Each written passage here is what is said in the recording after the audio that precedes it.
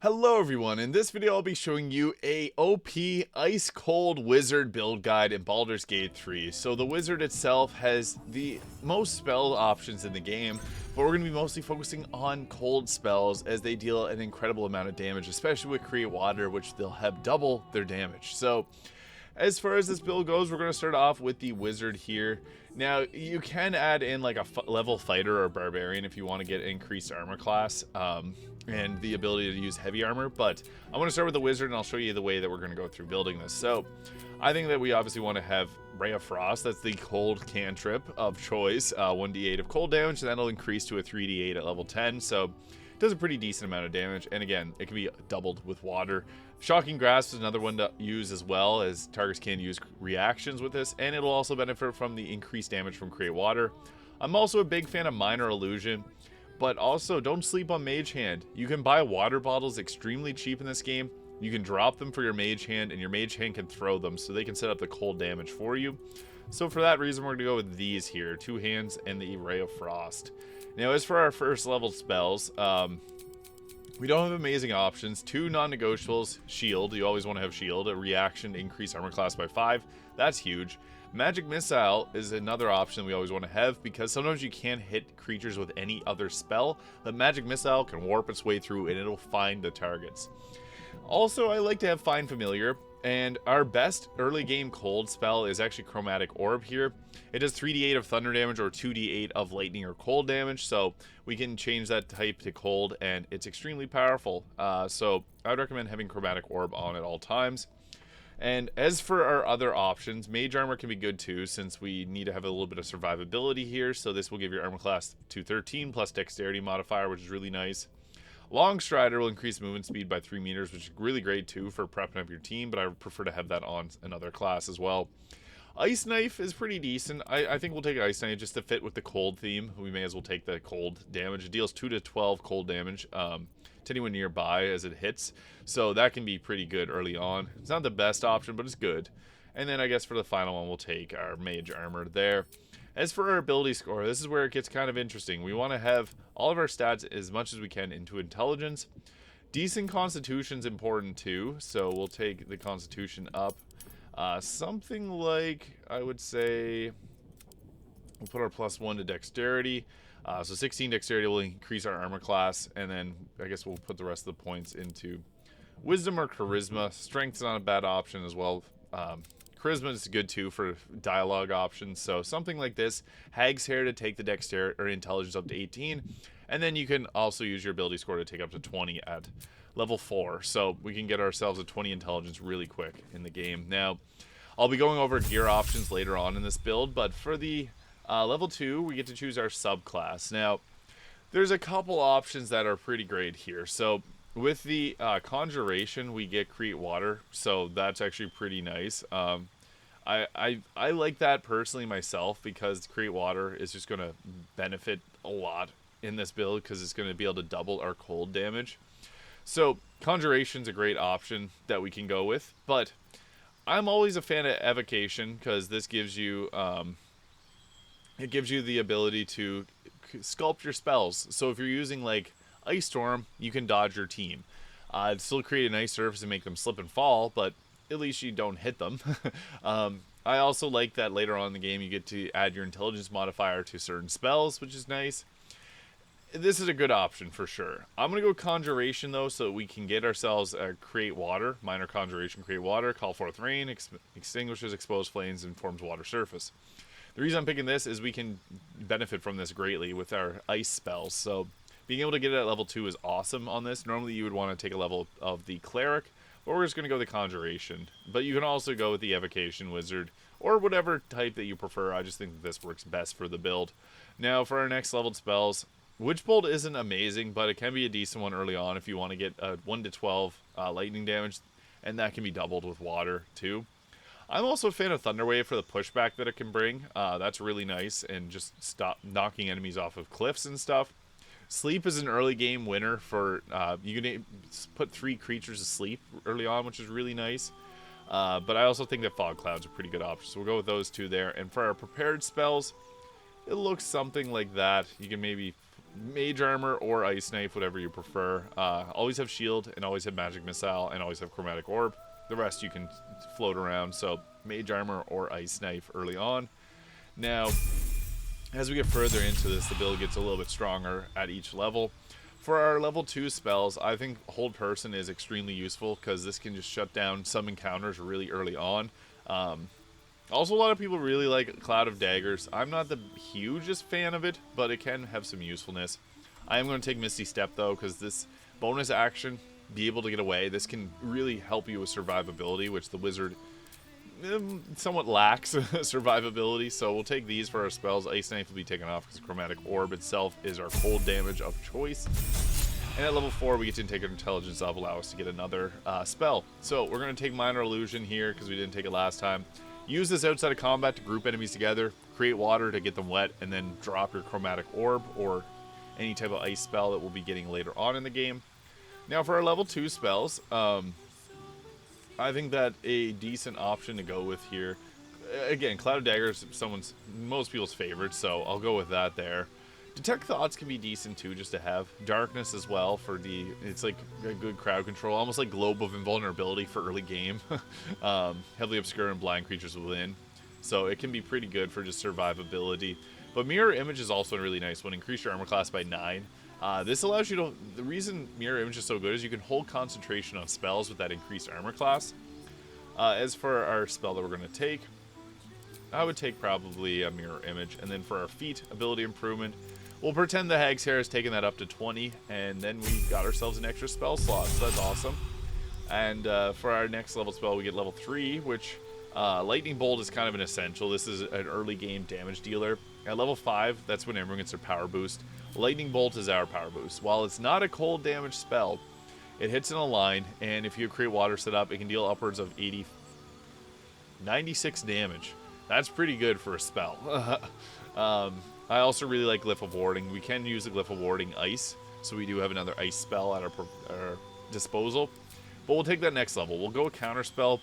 Haste is another really good one, but I would recommend having a sorcerer so that they can twin haste onto 2 creatures, because there's nothing worse than holding your concentration and then losing it on a haste, when you can have a sorcerer that has advantage in Constitution saving throw proficiency, so they're less likely to drop haste. That's just my 2 cents. I think the wizard should be the counter spell one, and your sorcerer should be your haste. If you're using both of those spells, both those classes, I think that they're both powerful. So we're gonna go with something like this for our spells, and at next level we will take ourselves the Glyph of Warding. Now at level 6 we get the B9 Transposition Teleport, so teleport to a nearby unoccupied space or swap places with an ally. This does use an action, but it can be a nice option, or like to just move yourself around and kind of shake up things on the battlefield. Now we're going to take Glyph of Warding at this level. Another really good one is Fear. Not a lot of people put love on Fear, but drop it. Targets drop everything and they become fearful. This hits in an area like Cone of Cold hits, and when they drop their weapons, you can pick their weapons up and then they become a lot more useless. So that is a really nice option as well. Sleet Storm goes with the ice theme, so I'm going to take that just for the theming. And I give you my 2 cents on haste. I think a sorcerer should have that. Now we'll take Glyph of Warding there because we can use a cold glyph, and we can set these up outside of combat. It's almost like having a concentration without having to have concentration. Now at level 7 we get our level 4 spells. Conjure Minor Elemental. We can get 2 ice methods, which will further increase our cold damage, so we want to take that. And then we also get Ice Storm, which does a 46 of cold damage. It's not fully cold damage, similar to Ice Knife, but it's still good enough. Now we're going to take that for our level here, and we can take off maybe Find Familiar if you're not using it as much, and put on Ice Storm, because Ice Storm is really strong for just creating that ice surface to knock people around with. Now at level 8, we get another 2 level spells. Heat Shield can be good because you can put cold damage on it, but I just feel like there's other options that we could go with that are a little bit more effective. As far as damage dealing spells, I think that Confusion can be pretty good to confuse a large group of enemies. Concentration for 3 turns, but it can basically take them out of combat. I think that's a pretty good spell overall. It's not the best spell here. I think we have our best spells equipped. And also Animate Dead can be pretty nice too. Raise an undead from a corpse. Although you'd probably want to go the Necromancer route if you're going that way, and I have a build on that. So we'll probably just take haste just to have it, because sometimes it's nice to have. And for our leveled spells, we'll probably go with something like this. And as for our feat, ability to score improvement is always nice. We could take our dexterity up to get a bit more armor class. We'll pretend that that's 20 still. But we could also go with Warcaster to get advantage on saving throws and maintain concentration on spells. Although the Constitution Amulet will give you that as well. And this gives you a reaction to cast Shocking Grasp at a target moving out of melee range, which is also quite nice. But I do think that Alert is another good option. We can go with the +5 to initiative and can't be surprised. That's invaluable. I'm personally just going to go with the ability improvement to take dexterity up, because the way that this armor is set up is not a very strong set of armor. We're using clothing, which gives us the our dexterity modifier to our armor class, which is huge. And if you're not going that route, I would take Alert, because +5 to initiative is huge. So the feat at level 8 is really up to you. But now we get ourselves our best spell. We get Cone of Cold, 8d8 of cold damage, and it hits in a huge array. So you can actually hit a lot of targets in it. The Evocation Wizard will be able to dodge your allies in that range, but typically you're not going to hit allies with... I've never hit an ally with this before. And we're going to Conjure Elemental. So we can use a Water Elemental to set up water for us as well. So that's really huge. For our spells, we're going to go with this. And then at level 10, we can get a little bit further into our subclass with the Focus Conjuration. Damage taken while your concentration on a conjuration spell will not break your concentration. That's pretty decent. Not something that we're going to find very effective all the time. Now, you should take friends if you're the face of the party, but be mindful after 10 turns this will wear off, and if you're on a higher difficulty, it will scare the targets. Bone Chill is a pretty good one, though, to stop the target from healing. That can have some usefulness in Act 3 against certain boss fights, which I'll not mention, just for spoilers. But, yeah, that's really great. I like Hold Monster. Paralyze a creature can't move, act, or react, and attacks within 3 meters are always critical hits. This is another one that can shut down some late-game bosses, and it's very useful. Not enough people show it love. Now, I also like Planar Binding or Dominate Person. This gets you the ability to have them fight on your side, so we'll take that. Not something we'll typically be using often. We'll want to have, like, Hold Monster, but that's what we're going to go with for our spells. Pretty good selection there. And then at level 11, we get ourselves a level 6 spells, and there's 2 that just make sense. Chain Lightning and Odaluk's Freezing Sphere. So this is a 10d6 of cold damage. Create a ball of churning ice and be launched instantly, or to generate a frost explosion, or stored for later use. This is exclusive to the Wizard Evocation spell, so we could have went with this with the Evocation Wizard. I think the Evocation might be a little bit better for the purposes of this. But as for our spells, you'd be able to take one more if we had that Hags here on Intelligence, so we would have that extra slot, and you would take Chain Lightning. I'm going to take off Hold Monster just to put this on, but that's what we're going to look like. You can alternatively take off Ice Storm, but yeah, that's what we're going with there for level 11. Level 12 will give us 2 more of these spells, which is good, but there's not much that we want, and it'll give us a feat. I personally think that one of the best ways to go about making this survivable, we're using the Wave Mother's Robe here because this gives us a level 4 Create Water for free. If we add in the Barbarian, we get the ability to use shields. But one of the nice bonuses of this is the unarmed defense. So when you're not wearing armor, and we're not, add your Constitution modifier to your armor class. So with this, we can use a Constitution amulet to get a Constitution score higher than normally possible, and add that to our armor class. So the Barbarian's really nice. If you want to get heavy armor, I would add in the Cleric and go with like the Tempest domain. This will give us, as a spell, we could take Create Water, so that could be an alternative way of getting it if you didn't want to take that Conjuration Wizard. But adding in the Barbarian, I'll show you. You'd want to start as a Barbarian because it'll give you proficiency in Constitution saving throw. Whenever you get attacked and you're looking to do the roll to save your concentration on a spell, this will give us a +4, so you're much less likely to lose that concentration. But this, adding in the Barbarian, it's a funny choice. Some people won't like that, but look at our armor class. We get the +6 from Constitution on armor defense. So we get a huge buff to our armor class from having our the Barbarian there. We would have 21 without the Barbarian. So it adds a lot. A feat is nice, but a +6 to armor class is even better. Now for the gear, there's a few pieces that are specific to cold damage. So Cold Brim Hat, once per turn on a condition inflicted on a target, also applies 2 turns of Encrusted with Frost. This will also, when a wearer deals cold damage, inflict 2 turns of Encrusted with Frost. Alternatively, you could go with the 2 spells, and we could use the Staff of Mourning plus Mark of Heshker. That's another option. I guess this would drop our armor class. We don't want to do that. But, yeah, we could go with a few other options for the hats. I just think that the Cold Brim hat just fits this theme very well. So we'll go with that. But even like the Hood of the Weave +2 to spell save DC and spell attack rolls is nice. Better chance of hitting your spells. Cloak of Protection, Evasive Shoes, and Ring of Protection for +1 armor class. Wave Mother's Robe, resistance to cold and fire damage, and if you're standing in water, you regain 1 to 4 hit points, and we get a free cast of Create Water. What's nice about this is it's a level 4 Create Water, so you can see how large that area is. Like, that's literally, if you start your turn, like if you start combat off with that, you can pretty much just nuke an entire group of enemies. So that's really nice. We also got our own Create Water there from the wizard, so it's only on short rest, but hey, 2 casts of Create Water is pretty good. Now, I'm using the Mark of Heshker staff, which gives us a really powerful ability, which I'll show you in a second. And then Viconia's Walking Fortress, just the best shield for spellcasters. Now, what we want to do is we want to use Kareska's Favor, and we want to use the cold damage, so Frost of the Dark Winter. So embrace Kareska's Ice to gain resistance to cold damage. Your cold spells deal additional cold damage equal to your proficiency bonus. So the +5 from intelligence will get added. Plus, it makes our weapons look cool. So that's another boost.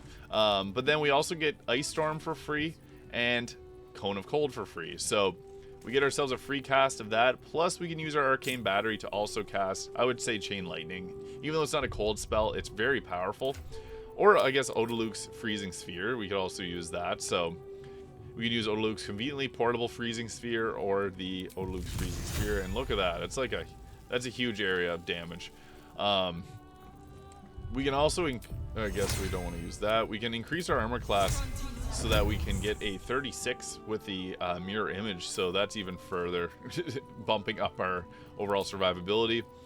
The Water Elemental and the Water Mirror Madon are really great because the Water Mirror Madon can set up water, and so can the Water Elemental. So I'll summon him in there.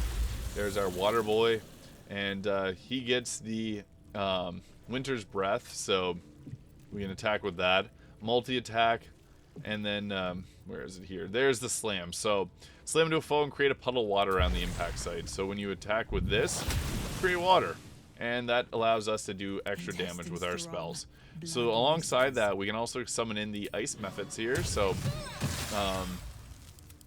what they can do is deal cold damage on top of our water. So, they get Ice Breath, they get Death Burst, and they get Chromatic Orb Cold.